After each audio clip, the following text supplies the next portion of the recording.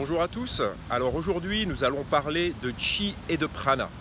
Aujourd'hui, j'ai rendez-vous avec une enseignante de yoga qui est aussi praticienne en kinésiologie, donc la kinésiologie qui a un lien avec la médecine traditionnelle chinoise puisqu'elle utilise les outils de la médecine traditionnelle chinoise, et puis le bien connu yoga avec sa notion de prana, hein, c'est cette énergie dont on parle dans le yoga. Alors après, je ne sais pas si ça se traduit par énergie, justement, elle va m'en dire plus.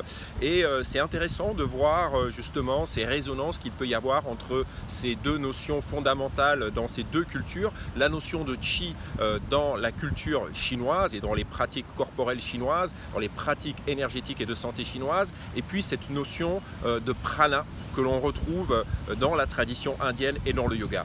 Donc voilà, donc ça va être le sujet aujourd'hui. Nous sommes toujours dans l'univers du Qigong et des arts énergétiques chinois. Je suis Daniel et je vous accompagne dans cette aventure énergétique. Allez, on y va!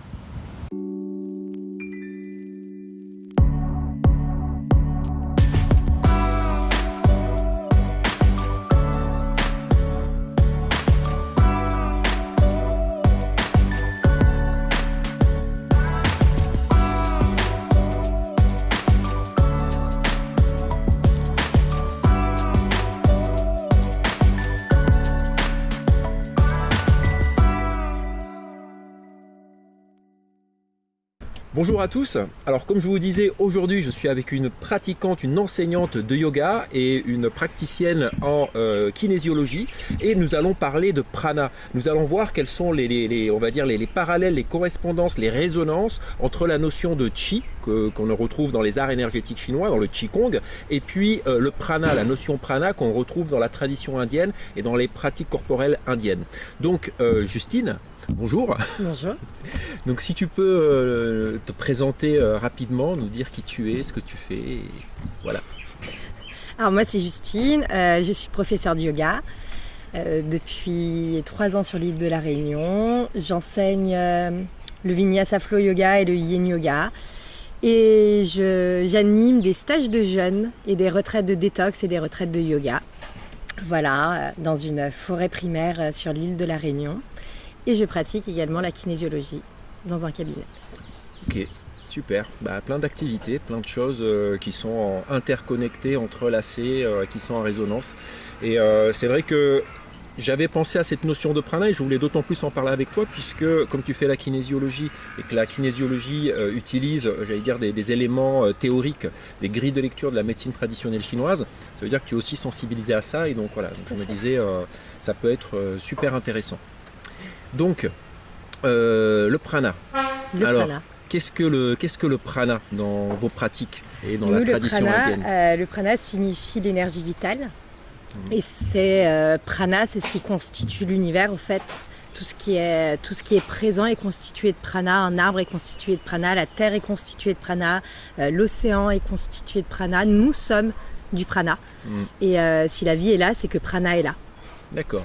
Donc le prana, c'est la vie, quoi. C'est l'énergie vitale. C'est l'énergie vitale, d'accord. Et est-ce qu'on pourrait dire que tout est prana dans le sens que tout est du prana plus ou moins dense? Tout à fait. Ok. Donc c'est vraiment cette vision-là. Donc ça rejoint vraiment la vision de la pensée traditionnelle chinoise, des arts énergétiques chinois, où pareil, le Qi, c'est vraiment quelque chose qui anime tout l'univers. C'est un peu, moi je dis chaque fois, la trame invisible qu'il y a derrière tout ce qui est finalement. Manifesté. Que ça soit le vent, que ça soit un arbre, comme tu dis, et c'est un rythme en fait finalement qui anime toute chose. Hein, je dis parfois, c'est la respiration de l'univers. Et chez nous, elle va se manifester selon ce rythme binaire, j'allais dire, du yin et du yang. Hein, du yin-yang même, on pourrait dire, un peu comme un battement de cœur. Hein, voilà, c'est lui qui est un peu au cœur de cette notion de Qi chez nous. Et par contre, dans les pratiques chinoises, le Qi, ça ne se traduit pas par énergie, ça se traduit par souffle. C'est pour ça qu'il y a cette idée, ce qui anime les choses. Et prana, la traduction, ça serait vraiment énergie vitale. Énergie vitale. Après, nous, du coup, on appelle les pranayama sur les techniques du souffle, justement, de venir faire circuler cette énergie vitale en soi à travers la pratique des respirations. Ok, D'accord. Mais c'est une technique à part. Il y a vraiment le prana, pour nous, c'est l'énergie vitale qui constitue le cosmos. D'accord, ok. Et qui circule en l'homme aussi, Oui, c'est ça? tout à fait, par différents courants énergétiques, ce qu'on appelle nous les vayus. Les vayus, il y a 5 mouvements en fait, qui viennent diriger prana dans différentes directions. Et du coup, nous, dans les pratiques, on va venir justement essayer de rassembler prana et apana pour venir ramener l'énergie au centre. Apana, attends, là tu as dit un nouveau élément que on a 5 vayus. D'accord. Et les vayus, du coup, on a apana, c'est l'énergie qui descend. D'accord. C'est vraiment cette énergie descendante. Donc les vayus, c'est les manifestations ou les mouvements de ce prana. De ce prana. Ce prana va s'exprimer selon différentes modalités. Tout à fait. Et ce sont ces vayus. Les vayus. Les vayus, ok. Les vayus. Ok. Donc du coup, on en a 5. On a apana, l'énergie descendante. Udana, l'énergie qui monte. On a samana, l'énergie qui revient au centre. On a vyana, celle qui diffuse vers l'extérieur, de l'intérieur vers l'extérieur. Et on a prana. Prana avec un petit p, du coup. Parce que nous, prana, l'énergie vitale, c'est vraiment celui qu'on écrit en sanskrit avec un p majuscule. Et petit prana, c'est l'énergie qu'on fait rentrer à l'intérieur et qui va diffuser à partir de l'intérieur et qui va s'expandre. Et c'est ce qu'on travaille vraiment. On travaille beaucoup prana quand on travaille sur l'énergie du cœur. D'accord. Est-ce qu'on pourrait dire que ce petit prana, celui avec un petit p, c'est quelque chose qui est au centre ou pas obligatoirement? Non, pas obligatoirement, parce que on va vraiment, nous le but c'est vraiment de venir faire circuler toutes ces énergies. On a besoin on est constitué justement, on a besoin d'être ancré, donc on va devoir travailler. Par exemple, apana, c'est ce qui va nous permettre toute l'élimination. En fait, le corps humain est comme une miniature du cosmos et tout ce qui se passe dans le cosmos se passe aussi en interne en nous. Et du coup, on a besoin de ces différentes énergies. Tout ce qui va être dans l'élimination, l'évacuation de nos déchets, du coup, c'est cette énergie d'apana qui est, pour parler, c'est vraiment cette énergie d'udana. Pour venir se verticaliser, on a besoin de cette énergie. Et nous, on va venir les travailler en conscience grâce à la pratique de yoga. D'accord. Donc ça veut dire que dans les différentes postures que vous pouvez faire, ça peut exprimer une des directions plus qu'une autre. On va venir justement travailler vraiment sur les différentes directions selon le thème qu'on choisit. Ok, ouais, d'accord. Donc ça, c'est super intéressant puisque c'est en résonance avec aussi des choses qu'on retrouve dans la pensée chinoise, dans la tradition chinoise, où nous, on va parler aussi des 5 mouvements. On appelle ça les 5 mouvements, les 5 phases. C'est souvent faussement traduit par les 5 éléments puisque on parle du feu, de la terre, du métal, de l'eau et du bois. Mais en fait, les Chinois, quand ils parlent du feu, du métal, de l'eau, de la terre, du bois, ils pensent pas à l'élément. Ils pensent finalement à la manifestation, à la nature et finalement à la dynamique qui peuvent correspondre ou qu'on peut mettre en correspondance avec ces images-là, quoi.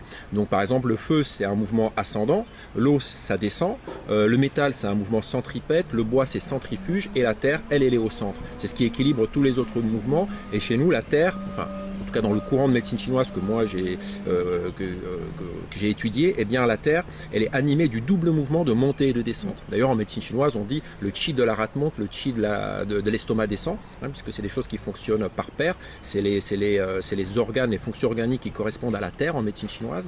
Donc on dit qu'ils sont animés de cette double énergie. On essaie vraiment de venir équilibrer aussi, de faire fusionner apana et udana. D'accord, apana et udana. Apana, c'est le montant, le descendant. Apana, c'est celui qui descend et udana, c'est celui qui monte. On essaye de venir les fusionner aussi. D'accord. Et nous, chez nous, prana, en fait, l'énergie vitale, du coup, va venir circuler de ce qu'on appelle les nadis, qui correspond chez vous aux méridiens. D'accord. Il y en aurait 72 000.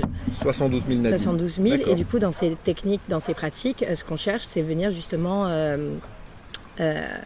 faire circuler librement cette énergie vitale. Chaque traumatisme, aussi bien physique, émotionnel, certaines croyances vont venir aussi créer des scories au fait dans ces nadis. Et du coup, grâce à la pratique, on essaye de ramener de la fluidité et le plein potentiel. À nouveau, on est en totale correspondance parce que la médecine traditionnelle chinoise, c'est une question de circulation. C'est une question aussi d'équilibrer la circulation dans le corps. Non, mais ces histoires de trajet des méridiens, tu as dit les vayus, c'est ça? Non, les nadis. Les nadis, c'est intéressant parce que c'est pareil, on retrouve la même chose en médecine traditionnelle chinoise, où même si on va dire 12 méridiens principaux et puis 8 méridiens on appelle extraordinaires, donc on a une vingtaine de méridiens, on va dire, qui sont les plus connus. Il y a toutes les interconnexions entre ces méridiens. En fait, après, il y a des petits canaux, on appelle des louaux, des très petits canaux, et c'est un peu comme les routes, quoi. On a les autoroutes, puis on a les nationales, puis on a les départementales, puis on a les petits chemins de campagne, etc. Et finalement, si on regarde, il y en a vraiment beaucoup, quoi. Donc c'est vrai qu'on pourrait aussi revenir à des milliers de petits trajets, quoi. Bah nous aussi, on en a en yoga, enfin dans nos pratiques, on dit qu'on a 3 nadis principaux.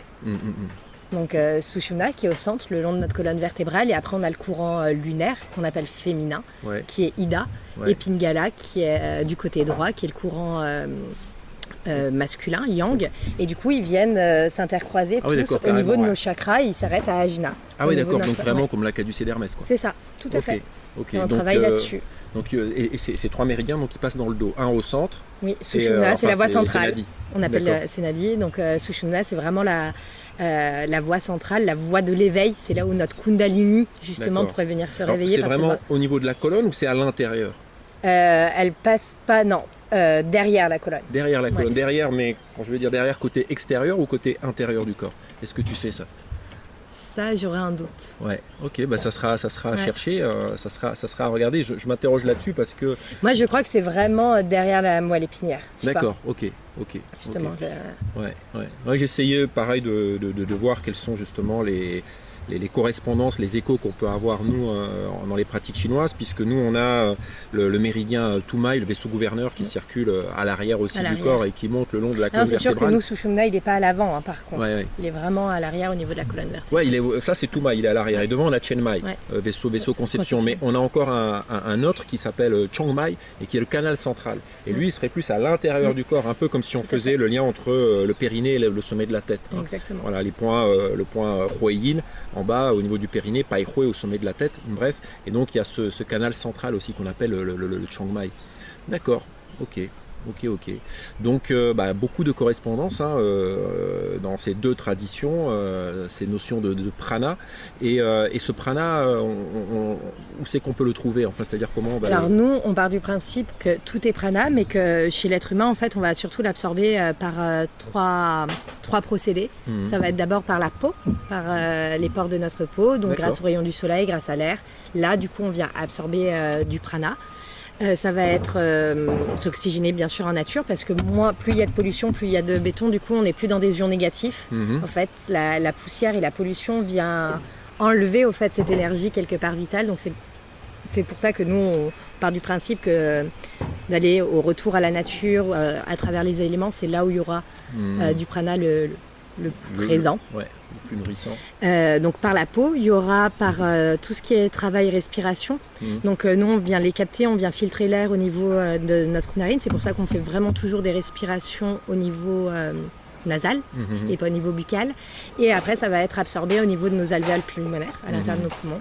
Et la dernière où on absorbe prana, c'est par rapport à l'alimentation, et ça va se passer dans notre bouche. Et c'est pour ça qu'on dit tant qu'il y a du goût, il y a du prana. Donc toute l'alimentation vivante, au fait, c'est vraiment important de venir prendre le temps de mastiquer, parce que si cette énergie, on ne vient pas l'absorber là, ce ne sera pas lors de la digestion dans nos intestins que prana va être absorbé. Ah d'accord, intéressant ça. Donc ça se passe vraiment au niveau buccal. Ok, c'est intéressant parce que là aussi on voit les différences qu'il peut y avoir. Et moi ce que je dis toujours, c'est que des fois on a vraiment des grandes différences entre certaines traditions, mais ça ne veut pas dire que l'une est fausse et l'autre est juste, quoi. C'est à nouveau, c'est des grilles de lecture du monde, c'est une manière de vivre l'univers, et c'est finalement, nous on dirait dans nos pratiques chinoises, le chêne, l'esprit qui actualise comment tu le vis ce monde et par quelle grille de lecture tu l'interprètes. Donc tu sois quelqu'un qui soit de la tradition judaïque et qui a une grille de lecture par exemple à travers la Kabbale, quelqu'un qui soit d'une tradition chinoise taoïste, quelqu'un qui soit d'une tradition reliée à une tradition indienne ou encore une autre tradition, mais finalement même si des fois les choses peuvent être différentes dans l'apparence, on parle de la même chose. On parle de la même chose, et puis finalement c'est juste qu'est-ce que moi je choisis d'actualiser comme réalité. Je choisis d'actualiser une réalité, et c'est cette réalité-là qui va s'exprimer et je vais vivre autour d'elle. C'est pour ça que mon sens, il est intéressant toujours de s'imprégner fortement des cultures avec lesquelles on interagit et qui nourrissent nos pratiques et qui orientent nos modes de vie, et qu'il faut prendre le temps de se familiariser avec elles et de s'y épanouir. Je disais ça pourquoi ? Parce qu'en médecine chinoise, par exemple, le qi, on va aussi le puiser dans notre environnement. c'est ce qu'on fait avec le Qigong aussi. On peut aussi aller le puiser dans l'air, puisque finalement l'air c'est une manifestation du Qi.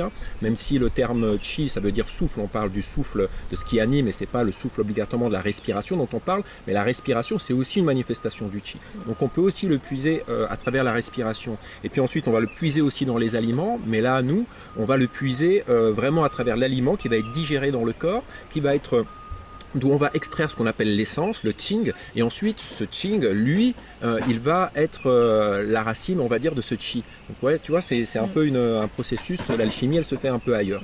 Donc c'est ça que je trouve qui est intéressant, c'est aussi les différences justement. Et ça me faisait penser aussi à un adage chinois au niveau de la diététique, c'est on dit on va boire le solide et on va mâcher le liquide. C'est-à-dire bien mâcher les aliments jusqu'à ce qu'ils soient solides. Et puis quand on a un aliment liquide dans la bouche, on va prendre le temps de le garder dans la bouche pour s'en imprégner et puis pour tout prendre. Voilà. Alors, on est au resto, c'est l'heure de plier bagages, donc on va devoir arrêter là, c'était super intéressant. Mais avant, je voudrais juste un tout petit peu le temps de clore que tu présentes ce que tu fais ici un peu à La Réunion, parce que je sais que tu fais des stages de jeûne, des stages de détox, tu l'as dit un peu au début, tu fais des cours de yoga, le vinyasa et puis un autre yoga aussi. Le yin yoga. Voilà, donc tu animes des choses ici, c'est ça? J'anime des choses ici. Oui, je donne des cours hebdomadaires du coup, où le vinyasa justement, ce qui va être intéressant, c'est on va vraiment venir goûter ces différents vayus, ces différents mouvements énergétiques. Donc ça va être un yoga dynamique, on va vraiment se caler sur l'état de flow et l'expansion de la respiration, la rétraction, et du coup on va venir animer le mouvement grâce à prana en fait. On va vraiment amener ça, donc on va être vraiment dans une grande fluidité, j'aimerais dire, de mouvement. On va créer beaucoup d'espace. Et le yin yoga, moi je l'interprète plus dans un yoga du lâcher prise, où on va rentrer dans une profonde intériorité, dans une forme d'immobilité. On va être vraiment dans quelque chose où on veut venir ramener notre esprit à l'intérieur et venir nous reconnecter à nos sensations profondes, à nos ressentis, justement pour venir quelque part nettoyer, parce qu'on vient connecter directement nos tissus conjonctifs, nos fascias du coup, et c'est là où il y a toute notre mémoire cellulaire, émotionnelle, traumatique. Donc on va essayer de venir aussi ramener de l'énergie, ramener du mouvement dans nos tissus profonds qui ont pu être figés à un moment de notre vie. Et là, on passe vraiment dans de la longueur. C'est des postures qu'on tient vraiment dans la durée, entre 3 et 6 minutes, dans l'immobilité, dans des respirations complètes. Voilà. Et ouais, vous voyez, ça me fait penser à la pratique du Chanchuan, ce que nous on appelle des fois la posture de l'arbre. Là, à nouveau, c'est une traduction qui n'est pas juste la posture de l'arbre, ça voudrait plutôt dire se tenir comme un pilier. Il y a plein de postures immobiles aussi dans les pratiques de Qigong, même dans les arts martiaux. Et ça me faisait penser à ça. Donc ça, c'est des outils que tu utilises aussi lors de tes stages de stages. Après, sinon, c'est complètement en immersion où en effet, on va venir compléter, parce que le yoga quand même signifie l'union du corps et de l'esprit. Donc c'est vraiment ça, on va essayer de venir offrir un espace de vide. Justement, on ne va pas se remplir, on va lâcher avec notre quotidien, lâcher avec nos habitudes, lâcher avec nos croyances, juste pour revenir se recentrer à l'intérieur de nous et venir goûter ce qui est présent à cet instant, et surtout qu'est-ce qui est bon, qu'est-ce qui me nourrit, qu'est-ce qui nourrit mon cœur, qu'est-ce qui nourrit justement cette énergie qui nous constitue, et qu'est-ce que je mets en œuvre dans ma vie pour être aligné en fait avec cette saveur intérieure. Donc moi j'appelle ça vraiment des stages de reset, parce qu'on prend soin de l'ensemble de qui nous sommes. On va porter attention vraiment sur notre corps physique, on va lui redonner sa juste place en écoutant ses besoins, ce qu'il aime, ce qu'il n'aime pas, ce qu'il nous dit, toutes les informations qu'il nous donne. On va s'occuper justement d'un plan mental, de nos croyances, de nos habitudes, de nos formes de pensée, de notre agitation mentale. Du coup sur ce qui va nous renvoyer sur la connexion à nos émotions. Du coup, s'il y a vraiment une agitation mentale, généralement c'est qu'il y a une partie de nous, il y a une émotion qui nous traverse et des besoins qui ne sont pas remplis. Et on va aussi du coup travailler sur tout le corps énergétique, justement par des techniques de pranayama, de respiration profonde. On va venir marcher en nature aussi, venir se réoxygéner, venir reprendre racine, j'aimerais dire, dans la terre et dans notre environnement. Et ouais, voilà. Tout un programme. Tout un programme, un beau programme, un programme de cœur. Ouais, c'est ça, c'est beau. Le cœur-esprit, comme diraient les Chinois, le Shen qui réside dans le Sin, le cœur, et qui est relié justement au feu. cette flamme de vie qui nous anime. Et super, merci de m'avoir partagé ça, hein. On avait déjà fait une première prise, mais en fait ça n'a pas marché. Voilà, ça n'a pas marché, donc on en a refait une deuxième, donc c'est génial. Et puis j'allais dire, même si vous êtes en métropole, voilà, c'est l'occasion de venir en vacances à La Réunion et puis de profiter en même temps de faire un stage de jeûne. Vous voyez, on peut faire ici des retraites dans la nature, pratiquer le qigong, le yoga, faire un stage détox. Ça se passe sur 5 jours, je pense, hein, quand tu fais ça. C'est 6 jours le jeûne et 4 jours la détox. Et voilà, donc vraiment profiter de ce voyage. En plus ici, les énergies sont très très fortes, hein. Le chi est abondant, le prana est abondant. À La Réunion, on a cette chance-là que les éléments sont très vivants. Et en plus, toi, tu accompagnes ça en toute sécurité puisque tu es infirmière. Donc super.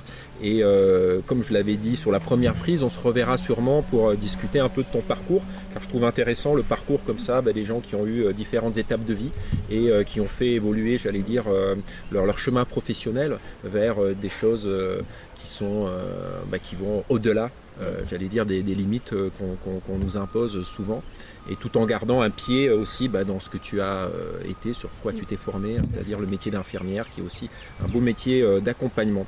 Donc voilà, sous la vidéo, vous trouverez les liens vers le site de Justine Hérol, voilà, et puis vers sa page Facebook. Vous pouvez rentrer en contact avec elle, et donc n'hésitez pas à aller visiter, faire un petit tour, n'hésitez pas à nous laisser un petit message. Voilà, et puis que dire de plus, sinon belle journée à vous, un peu d'énergie d'ici de La Réunion, et merci Justine. Merci Daniel. Et à bientôt.